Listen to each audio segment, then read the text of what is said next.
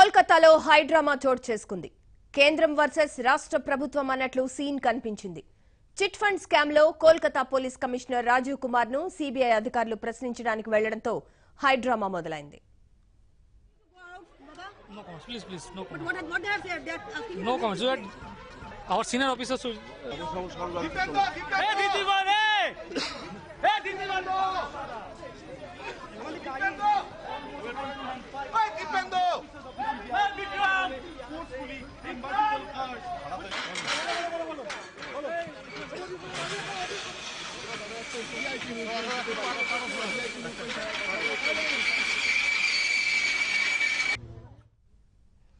అయితే సిబిఐ అధికారుల బృందాన్ని కోల్కతా పోలీసులు అడ్డుకున్నారు. వారిని తమ నిర్బంధంలోకి తీసుకున్నారు. ఈ ఘటన అటు రాజకీయంగానూ దుమారం రేపుతోంది. కేంద్రం నుంచి వచ్చిన అధికారులను రాష్ట్ర పోలీసులు నిర్బంధించడం కలకలం రేపింది.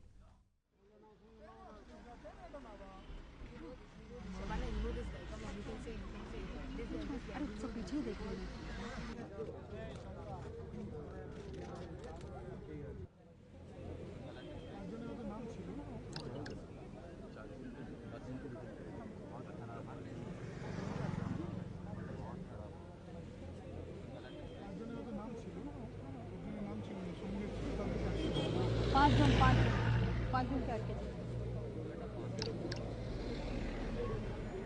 मेरा तो है तो वहाँ पे मैं लड़ाई झगड़ा करने लग गया. ये गवर्नमेंट का तो हिस्ट्री क्रिएट कर दी.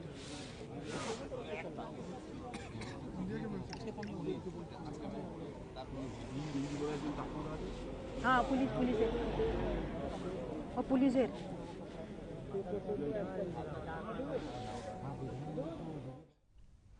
మరోపక్క సిబిఐ దాడి విషయం తెలుసుకున్న వెంటనే ముఖ్యమంత్రి మమతా బెనర్జీ పోలీస్ కమిషనర్ రాజీవ్ కుమార్ ఇంటికి వెళ్లారు.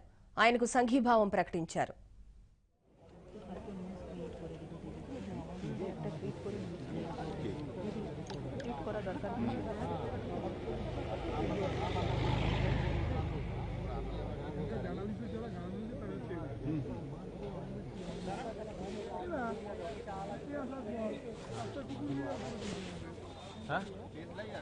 आची तो आवर की 6 बजे दी आची तो पूरा घेर कर रखा फैमिली को पूरा टीचर कॉम्प्लेक्स पूरा घेरा हुआ है. अगर कमिश्नर बचाव कर दिया ये तो नहीं करना चाहिए ना. हिस्ट्री क्रिएट करना अपना खुद अपने और क्या बेटा.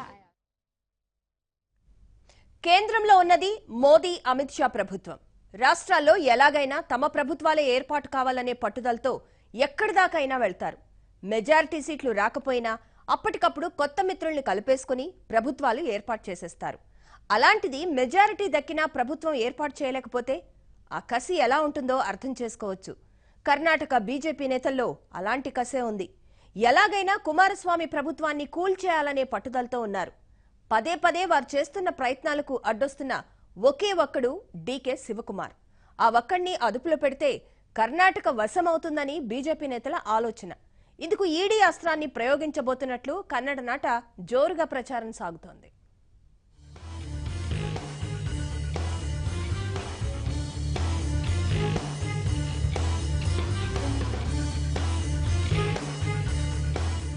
కర్ణాటక మంత్రి డీకే శివకుమార్ అరెస్టుకు రంగం సిద్ధమైందా? పరిస్థితి చూస్తూ ఉంటే అవుననే అనిపిస్తోంది. కర్ణాటకలో సంకీర్ణ ప్రభుత్వం పడిపోకుండా అనుక్షణం కాపాడుతున్న శివకుమార్ పై బీజేపీ గురిపెట్టింది. శివకుమార్ ను అడ్డు తప్పిస్తే తప్ప కుమారస్వామి సర్కార్ను కూల్చడం కుదరదని బీజేపీ నేతల అభిప్రాయం. దీంతో ఈడీని అడ్డం పెట్టుకుని డీకేని అరెస్టు చేయబోతున్నారనే వార్తలు కర్ణాటక రాజకీయాల్లో సంచలనంగా మారాయి. ఆదాయానికి మించిన ఆస్తుల కేసులో శివకుమార్ కు ఇప్పటికే ఎన్ఫోర్స్మెంట్ డైరెక్టరేట్ నుంచి నోటీసులందాయి. జనవరి 17న ఈడీ నోటీసులు జారీ చేసింది. అక్రమ నగదు బదిలీ విషయంలో కూడా ఆయనపై కేసులున్నాయి. ఈ కేసుల్లో డీకేని ఇప్పటికే ఇన్కమ్ ట్యాక్స్, ఈడీ విచారించాయి. 15 రోజుల క్రితం ఈడీ నోటీసులు కూడా జారీ చేసింది. దీంతో ఆయన అరెస్టు తప్పదనే మాటలు వినిపిస్తున్నాయి.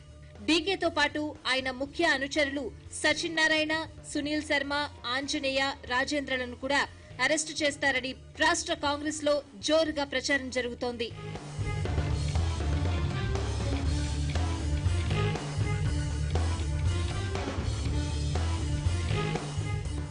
డీకే శివకుమార్ కర్ణాటక ప్రభుత్వంలో జలవనరుల శాఖ మంత్రిగా చేస్తున్నారు.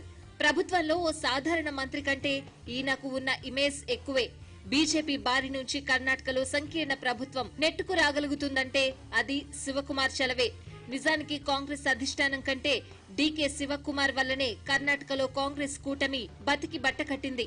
ఎమ్మెల్యేలు గోడ దూకేస్తారనుకున్న ప్రతిసారి డీకే శివకుమార్ తన చాకచక్యం చూపించారు. తన సొంత రిసార్ట్ ఈగల్టన్ లో కాంగ్రెస్ ఎమ్మెల్యేల క్యాంప్ పెట్టి ప్రభుత్వాన్ని రక్షించగలుగుతున్నారు. ఈ కక్షతోనే శివకుమార్ ని బీజేపీ టార్గెట్ చేసిందని కాంగ్రెస్ ఆరోపణ.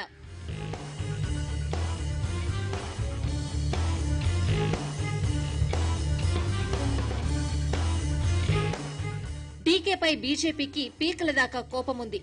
యడ్యూరప్ప బలపరీక్ష సమయంలో కొందరు కాంగ్రెస్ జేడీయూ ఎమ్మెల్యేలు గోడ దూకేయకుండా అడ్డుకున్నది అతనే. ఆ తర్వాత పలుమార్లు ప్రభుత్వం కూల్చడానికి యడ్యూరప్ప ప్రయత్నాలు చేసినా ఫలించలేదు. 15 రోజుల క్రితం కూడా క్యాంప్ రాజకీయాలు నడిచాయి. అవేవీ ఫలించకపోవడానికి కారణం డీకే శివకుమార్ అని బీజేపీ వర్గాలు బలంగా నమ్ముతున్నాయి. డీకే శివకుమార్ కేసుల్ని అడ్డం పెట్టుకుని అతన్ని అదుపు చేయగలిగితే కుమారస్వామి ప్రభుత్వానికి నూకలు చెల్లినట్లేనని అనుకుంటున్నారు. ఆ దిశగానే కేంద్రం అడుగులు వేస్తుందని సమాచారం అందుతోంది. ఏ క్షణంలో అయినా డీకేను ఈడీ అరెస్టు చేసే అవకాశం కనిపిస్తోంది.